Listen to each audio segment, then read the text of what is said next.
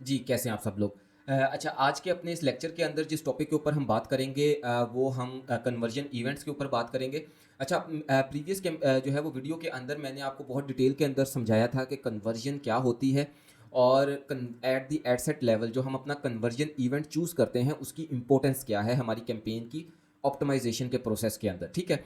तो अभी जो है उसी टॉपिक को आगे बढ़ाते हुए मैं आपको एक दफ़ा गो थ्रू करवाऊँगा कि हमारे पास कन्वर्जन इवेंट्स कौन-कौन से होते हैं और कस्टम कन्वर्जन्स क्या होती हैं और इसका हमारी ओवरऑल कैंपेन की ऑप्टिमाइज़ेशन के अंदर क्या इम्पोर्टेंट रोल होता है और फर्दर जो है हम इसको कैसे क्रिएट कर सकते हैं, ठीक है? तो मैं आपको स्टैंडर्ड इवेंट्स और प्लस कस्टम कन्वर्जन्स के बारे में हम इस लेक्चर के अंदर जो है वो स्टडी करेंगे। अच्छा, आप देखिए कि एक चीज़ तो ये कि अब ऑब्वियसली हमने ये स्टडी किया था कि कन्वर्जन एक ऐसे स्पेसिफिक इवेंट को कहते हैं जो हम मेटा को प्रोवाइड करते हैं और हम मेटा को ये बताते हैं कि ये वाला स्पेसिफिक इवेंट जब भी ट्रिगर होगा हमारी कैंपेन से, अगर कोई कस्टमर हमारी वेबसाइट के ऊपर जाकर ये स्पेसिफिक इवेंट जब भी ट्रिगर करेगा तो हमारा एड्स मैनेजर या मेटा जो है ये कंसीडर कर लेगा कि वो मेजर या वो मेन इवेंट हो चुका है जो हमारे बिजनेस के लिए इंपॉर्टेंट है। तो अगर आप ई कॉमर्स बिजनेस कर रहे हैं तो ऑब्वियसली आपके लिए जो लेट्स सपोज मैं कहता हूँ purchase is the major event for your business, right? जिस तरह हमने प्रीवियसली भी बात की, तो आप अपनी कैंपेन का जो कन्वर्जन इवेंट है वो अगर परचेज रख रहे हैं तो कस्टमर अगर जाके वहाँ पे परचेज कर रहा है तो आपकी वो कन्वर्जन कंसीडर हो जाएगी, ठीक है? अब आप अपने स्टैंडर्ड इवेंट्स में से कोई भी इवेंट को as a conversion event consider करवा सकते हैं, लेकिन ये एक अलग बात है जो मैंने आपको सजेशन दी थी। बिकॉज देखो, आप अगर ये कोर्स परचेज करके खरीद के आप स्टडी कर रहे हैं तो इट इज़ माई ड्यूटी कि मैं आपको अपने एक्सपीरियंसेस की बेस के ऊपर बेस्ट प्रैक्टिसेस बताऊं, ठीक है? क्योंकि आप यहाँ पे जो आए हैं वो कुछ एडिशनल वैल्यू लेने आए हैं, ठीक है, जो आपको बाकी हर प्लेटफॉर्म के ऊपर वो नहीं मिलती, राइट? तो इसी वजह से मेरी आपको हमेशा यही रिकमेंडेशन होगी कि आप अपने ई कॉमर्स कैंपेन्स, अपने बिजनेस की कैंपेन्स के लिए कभी भी परचेज के अलावा कोई भी ऑप्टिमाइजेशन इवेंट चूज़ नहीं करेंगे। आप अपने पिक्सल को, आप अपनी कैंपेन्स को हमेशा परचेज के इवेंट के ऊपर ऑप्टिमाइज करवाएंगे। लेकिन ये स्टडी करना हमारे लिए ज़रूरी है कि हम अपने किसी भी स्टैंडर्ड इवेंट को as a conversion event consider करवा सकते हैं at the ad set level, ठीक है? तो हमारे पास स्टैंडर्ड इवेंट्स कौन से होते हैं? Content view, add to cart, initiate, checkout and purchase. और भी होते हैं like add payment info, search, ठीक है, कैटेगरी व्यू।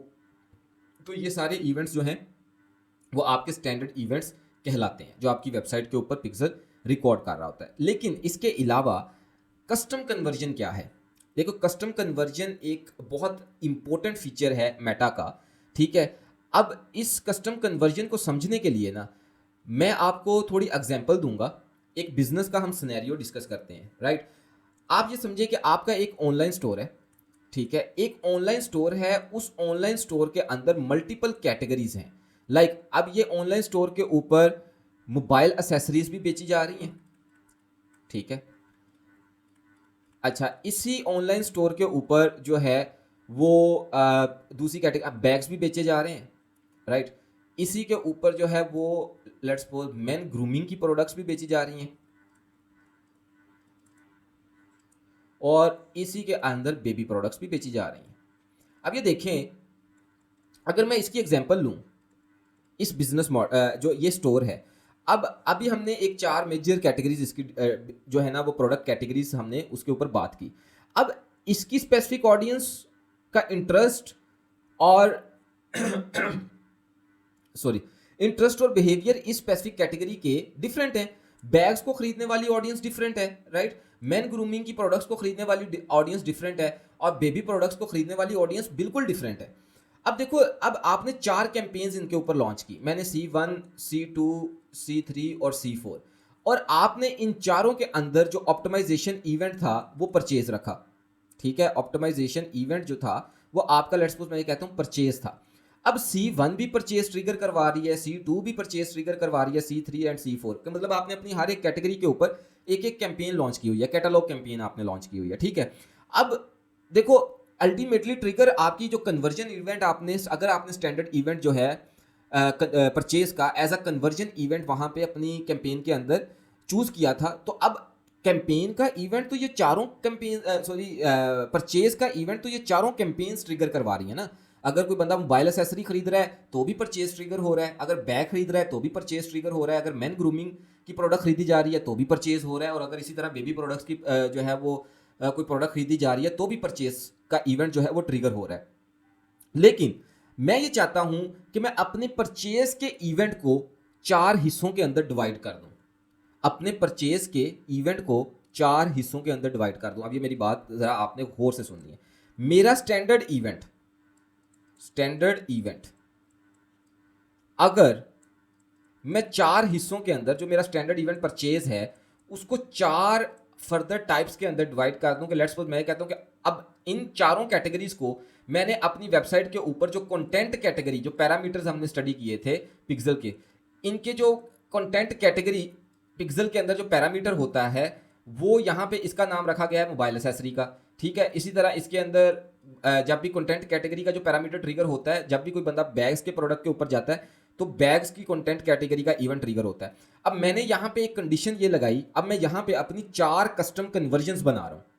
कस्टम कन्वर्जन्स क्या होती हैं कि आप अपने स्टैंडर्ड इवेंट को किसी भी लॉजिकल बेस के अंदर फर्दर डिवाइड करके उसका एक कस्टम इवेंट बना सकते हो, राइट। मैंने ये बोला कि अगर यहां पे कंडीशन 1 क्या है, कंडीशन 1 मैंने ये एक लगाई कि अगर मेरी परचेज का इवेंट ट्रिगर हो, परचेज ट्रिगर हो, ठीक है, और अगर इस इवेंट के अंदर जो कंटेंट कैटेगरी पैरामीटर है वो इज इक्वल टू हो मोबाइल एसेसरीज के,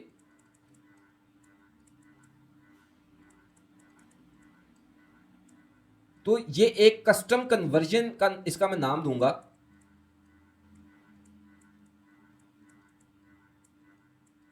लेट्स सपोज इसका हम मोबाइल एसेसरीज परचेज रख लेते हैं। ठीक है, अब इसी तरह मैंने अपने दूसरे परचेज इवेंट की बेस के ऊपर ही दूसरी कस्टम कन्वर्जन बनाई। ठीक है, कस्टम कन्वर्जन मैंने बनाई और उसके अंदर मैंने ये लॉजिक रखी कि जब मेरा परचेज का इवेंट ट्रिगर हो और जो मेरी कंटेंट कैटेगरी है अगर वो इज इक्वल टू आ जाए बैग्स के, तो मैं यहां एक कस्टम कन्वर्जन बनाना चाहता हूं जिसका नाम हो bags purchase.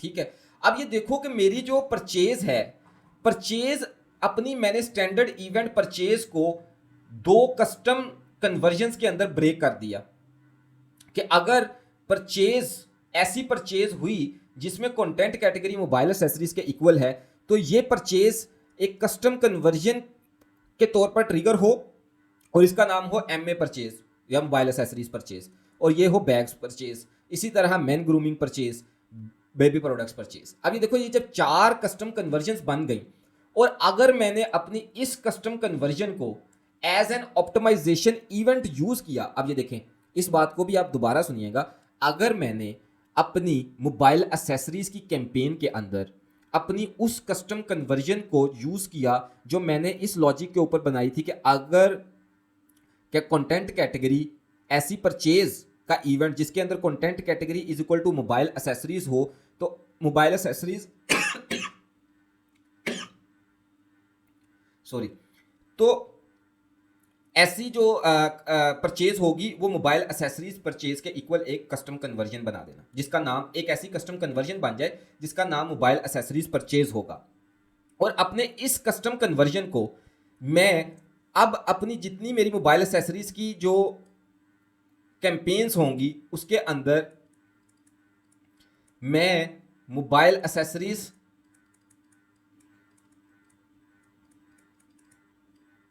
Purchase custom conversion को as an optimisation event use करूंगा।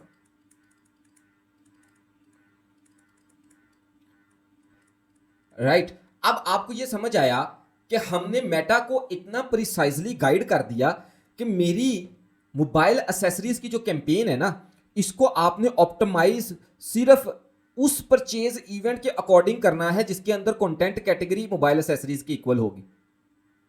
ठीक है, तो अब मेटा को इस स्पेसिफिक कैंपेन की ऑडियंस को फर्दर ढूंढने के अंदर बहुत ज्यादा हेल्प मिल जाएगी।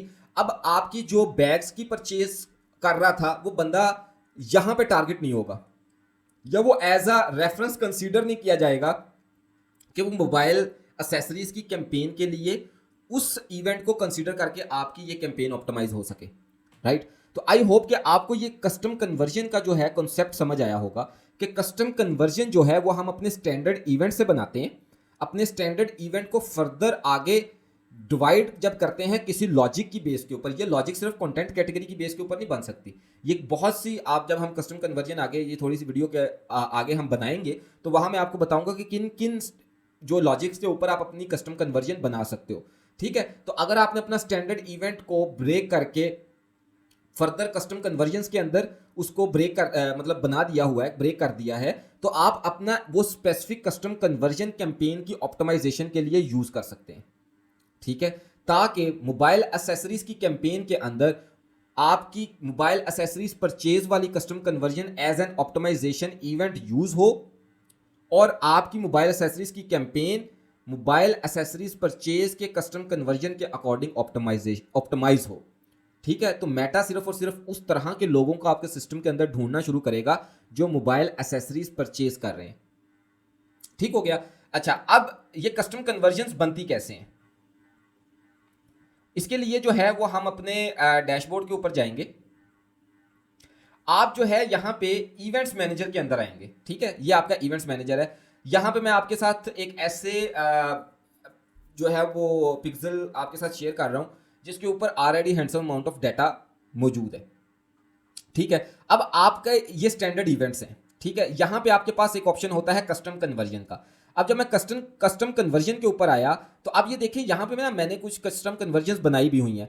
मैंने क्या कस्टम कन्वर्जन किस लॉजिक के ऊपर बनाई है कि मेरी एक ये वाला इवेंट ट्रिगर होगा परचेज ग्रेटर देन 5000 की, ये मैंने कस्टम कन्वर्जन बनाई है। और उसके अंदर मैंने रूल क्या रखा कि अगर मेरी परचेज ग्रेटर देन 5000 होगी, अगर किसी बंदे ने परचेज का इवेंट ट्रिगर किया और उसकी ऑर्डर वैल्यू 5000 से ग्रेटर होगी, तब ये वो परचेज का स्टैंडर्ड इवेंट भी ट्रिगर हो जाएगा, प्लस ये कस्टम कन्वर्जन का इवेंट भी ट्रिगर होना चाहिए। तो आप ये देखें कि लास्ट 1 डे के अंदर हमारे पास ये डाटा रिसीव हुआ है और तकरीबन 7 ऐसे लोग हैं जिन्होंने जो है वो अबव 5000 दिरहम की जो है वो परचेज की है, ठीक है। तो अब ये वाला इवेंट जो है मैं एज एन ऑप्टिमाइजेशन, ये कस्टम कन्वर्जन मैं एज एन ऑप्टिमाइजेशन यूज कर सकता हूं अपनी कैंपेन के अंदर, क्योंकि ये मेरे प्रीमियम कस्टमर्स हैं, राइट। अब आपको ये भी समझ आई कि ये भी एक काइंड ऑफ स्ट्रेटजी आप बना सकते हैं कि अगर आपको अपने आपके जो बिजनेस है उसके अंदर आपकी जो प्रोडक्ट्स की रेंजेस इतनी ज़्यादा, लाइक आप 500 की प्रोडक्ट भी बेच रहे हो और 50,000 की प्रोडक्ट भी बेच रहे हो, तो आपके अपनी कैंपेन को प्रीमियम कस्टमर्स के ऊपर ऑप्टिमाइज करने के लिए आप वैल्यू की बेस के ऊपर भी कस्टम कन्वर्जन बना सकते हो, राइट। आप वैल्यू की बेस के ऊपर कस्टम कन्वर्जन बना सकते हो, आप कैटेगरी की बेस के ऊपर कस्टम कन्वर्जन बना सकते हो, आप स्पेसिफिक यूआरएल की बेस के ऊपर कस्टम कन्वर्जन बना सकते हो, ठीक है। वो कैसे बनती है, यहाँ पे आप क्रिएट कस्टम कन्वर्जन के ऊपर आएंगे, क्लिक करेंगे। यहाँ आपका कस्टम कन्वर्जन का वो कह रहा है कि बताएं नाम क्या रखना है। लेट्स सपोज मैं यहाँ बात अभी हम कर रहे थे, चले यहाँ पे मैं आपके साथ जो है वो एक बिजनेस की भी एग्जांपल लेता हूँ। ये देखें, ये एक स्टोर है जिसका है qne.com.pk, ठीक है। अब ये हर चीज़ ही बेच रहा है, ये स्टोर, यहाँ इस स्टोर के ऊपर हर चीज़ ही बिक रही है, डेयरी की प्रोडक्ट्स भी बिक रही हैं, ठीक है, स्नैक्स बिक रहे हैं, मोबाइल एसेसरीज बिक रही हैं, बेवरेज बिक रही हैं, ग्रोसरी बिक रही है। अब ये देखो कि लेट्स सपोज मैं कहता हूँ मोबाइल एसेसरीज को हम ओपन करते हैं और इसके अंदर कोई दूसरी कैटेगरी जिसके अंदर जो ऑडियंस है वो बिल्कुल ही डिफरेंट हो जाए। और अब ये देखिए कुकिंग एसेंशियल्स ओपन करते हैं, राइट। अब ये देखो कि ये जो मोबाइल एसेसरीज है इसके अंदर अब ये एक प्रोडक्ट है, इस प्रोडक्ट को ओपन करते हैं और दूसरी तरफ हम एक इस कैटेगरी में से प्रोडक्ट ओपन कर लेते हैं जो कि कुकिंग एसेंशियल थी। अच्छा, नॉट फाउंड, कोई दूसरी कैटेगरी ओपन कर लेते हैं, चलें बेबी प्रोडक्ट्स ओपन कर लेते हैं, ठीक है। अब मोबाइल एसेसरीज खरीदने वाले और बेबी प्रोडक्ट्स खरीदने वाले बिल्कुल दो डिफरेंट लोग हैं, ठीक है। अच्छा, अब यहाँ पे ये देखें कि जब मैं इस प्रोडक्ट के ऊपर लैंड हुआ स्पेसिफिकली, ठीक है, तो क्या हुआ कि यहाँ पे व्यू कंटेंट ट्रिगर हुआ और इसने जो है वो कंटेंट कैटेगरी यहाँ पे रखी हुई है फार्मूला के नेम से। तो जो भी इनके ये जो बेबी की नेस्ले, लैक्टोग्रो या इस तरह की प्रोडक्ट्स होंगी उनको फार्मूला का नाम दिया गया होगा, मतलब उसको उसको कंटेंट कैटेगरी असाइन की गई होगी फार्मूला की। अब ये देखें, ये एक है और एक दूसरी ये है। कंफर्मेशन करने के लिए हम इसी की रेलिवेंट जो है एक दूसरी प्रोडक्ट देखते हैं कि इसको कंटेंट कैटेगरी कौन सी असाइन हुई है। तो ये देखें, इसको भी कंटेंट कैटेगरी फार्मूला की असाइन हुई है। तो मतलब ये जो लैक्टोजेंस हैं इनको फार्मूला की कैटेगरी असाइन हुई है, ठीक है। अच्छा, अब ये देखो, ये है हमारे पास केबल्स, इनको कौन सी कंटेंट कैटेगरी असाइन की गई है यहाँ पे, केबल्स एंड कन्वर्टर्स की, ठीक है, कंटेंट कैटेगरी। अब मैं ये चाहता हूं कि जब भी मेरा परचेज का इवेंट ट्रिगर हो और जिसके अंदर कंटेंट कैटेगरी हो केबल्स एंड कन्वर्टर्स की, ठीक है, तो यहां पे मेरी एक कस्टम कन्वर्जन ट्रिगर होनी चाहिए जिसका नाम मैं यहां पे कुछ लेट्स सपोज, अब मैं इस लॉजिक के ऊपर बना रहा हूं कि मेरी वो सारी प्रोडक्ट्स जिनको content category cables and converters assign हुई हुई है, अगर ऐसी प्रोडक्ट के ऊपर परचेज हो तो मेरी कस्टम कन्वर्जन यहां पे ट्रिगर होनी चाहिए जिसका नाम मैं रख रहा हूं let's suppose cable and converters purchase, ठीक है। अच्छा, अब ये यहां पे ये देखें, दूसरा क्या होता है कि आप अपना डाटा सोर्स यहां पे चूज करते हैं कि पिक्सल क्या होगा आपका, यहां पे एक्शन सोर्स क्या है कि मेरी वेबसाइट पे हो रहा है। दूसरा, आपका जो इवेंट है वो इवेंट आप किसकी कौन सा चूज कर रहे हो, आप अपने स्टैंडर्ड इवेंट भी यूज कर सकते हो या आप अपना वेबसाइट का किसी किसी स्पेसिफिक अपनी वेबसाइट का कोई स्पेसिफिक यूआरएल भी चूज कर सकते हो, ठीक है। तो अभी हमने एक स्टैंडर्ड इवेंट परचेज की बेस के ऊपर ये इवेंट बनाना है, ठीक है। अब वो कह रहा है कि अच्छा आप ये बताएं कि इसका रूल क्या होगा, यूआरएल की बेस के ऊपर करना है या आप रेफरिंग डोमेन की बेस के ऊपर करना है या इवेंट पैरामीटर की बेस के ऊपर आप इसको बनाना चाहते हो। तो हम इवेंट पैरामीटर की बेस के ऊपर बनाना चाहते हैं। अच्छा, अब ये इवेंट पैरामीटर क्या है हमारा, इवेंट पैरामीटर ये है कि हमारी content category is equal to formula होनी चाहिए, ठीक है। यहां पे पैरामीटर हमारा है कंटेंट कैटेगरी, ठीक है। किस क्या होनी चाहिए, इक्वल्स, किसके इक्वल होनी चाहिए, फार्मूला के,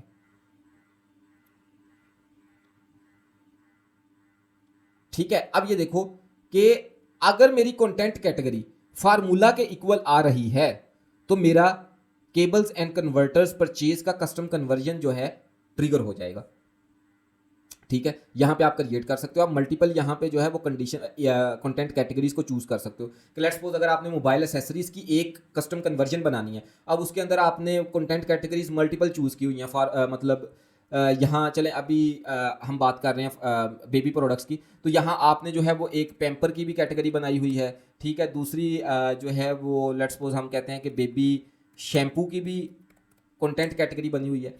तो आप यहाँ पे अगर सिर्फ और सिर्फ बेबी प्रोडक्ट्स की बात कर रहे हो, ठीक है, कि बेबी प्रोडक्ट्स परचेज, इसी बिजनेस के अंदर इसी बिजनेस की हम बात कर रहे हैं, ठीक है। अगर कोई बंदा बेबी प्रोडक्ट की परचेज करता है और कोई भी ऐसी प्रोडक्ट जिनको ये वाली कैटेगरी कंटेंट कैटेगरीज असाइन हुई हुई हैं, अगर ये वाली कंटेंट कैटेगरी के ऊपर परचेज होती है तो मेरी ये custom conversion baby product purchase trigger हो जानी चाहिए, ठीक है। तो अब ये उसी के अकॉर्डिंग आपकी ट्रिगर हो जाएगी। और अब देखो कि इसका वही चीज जो हम ऑलरेडी डिस्कस कर चुके हैं कि इसका फायदा क्या है। फायदा ये है कि अगर कोई भी ऐसा बिजनेस जिसके ऊपर वास्ट वैरायटी ऑफ प्रोडक्ट्स मौजूद हैं, ठीक है, या उसकी प्रोडक्ट की प्राइस रेंज के अंदर बहुत डिफरेंस है, ठीक है, वहां पे कस्टम कन्वर्जन उसकी कैंपेन को ऑप्टिमाइज करने में बहुत हेल्प करेंगी, ठीक है। अगर तो कैटेगरीज ही बहुत ज़्यादा वास्ट हैं, ठीक है, तो आप अपनी कस्टम कन्वर्जन्स परचेज के स्टैंडर्ड इवेंट को फर्दर ब्रेक करके बनाओ on the base of content category, ठीक है। अगर आपकी जो वेबसाइट है उसके अंदर आपकी रेंज बहुत ज़्यादा है, 500 रुपये की प्रोडक्ट से लेके 50,000 रुपये की प्रोडक्ट्स तक की रेंज है और कैटेगरी लेट्स सपोज एक ही है या 2-3 रेलिवेंट कैटेगरीज हैं। अब इनकी पोटेंशियल ऑडियंस तो तीनों कैटेगरीज की सेम हो सकती है ऐसे बिजनेस के अंदर, लेकिन एक तरफ 500 रुपये की प्रोडक्ट खरीदने वाला बंदा और 50,000 की ऑनलाइन शॉपिंग करने वाले बंदे के अंदर डिफरेंस है, राइट। हो सकता है ये किसी नॉर्मल से इलाके में रहता हो, किसी गांव में रहता हो, और दूसरा कहीं लाहौर, इस्लामाबाद, कराची में डीएचए के अंदर रहता हो, एक प्रीमियम कस्टमर है जो 50,000 की प्रोडक्ट खरीदता है। तो अब आपने कैंपेन को तो ऑप्टिमाइज अगर कर दिया सिर्फ परचेज की बेस के ऊपर, तो वहां पे हो सकता है कि मेटा जो है वो प्रीमियम कस्टमर को उस तरह जो है वो टारगेट ना कर पाए, क्योंकि हो सकता है ये 500 वाले लोग जो हैं ये ज़्यादा परचेज कर रहे होंगे आपकी वेबसाइट के ऊपर। अगर ज़्यादा परचेज कर रहे हैं तो मेटा ज़्यादा से ज़्यादा ऐसे लोगों को ढूंढ रहा होगा जो ज़्यादा परचेज कर रहे हैं, राइट। तो आपको अगर एक कैंपेन स्पेसिफिकली अलग से निकालनी है, बनानी है कि यार मैं सिर्फ और सिर्फ इस कैंपेन के अंदर प्रीमियम कस्टमर्स को टारगेट करूंगा और सिर्फ प्रीमियम प्रोडक्ट्स का कैटलॉग एडवर्टाइज करूंगा, तो उसके लिए आप क्या करोगे कि आप कंडीशन लगाओगे कि ऐसी परचेज जिसके अंदर value greater than 20,000 for example, ठीक है, तो वो वाला कस्टम कन्वर्जन, प्रीमियम परचेज का एक कस्टम कन्वर्जन जो है मैं बना देता हूँ और वो ट्रिगर होना चाहिए। बाद में आप अपनी कैंपेन को अपने इस कस्टम कन्वर्जन के इवेंट की बेस के ऊपर ऑप्टिमाइज करो, ठीक है।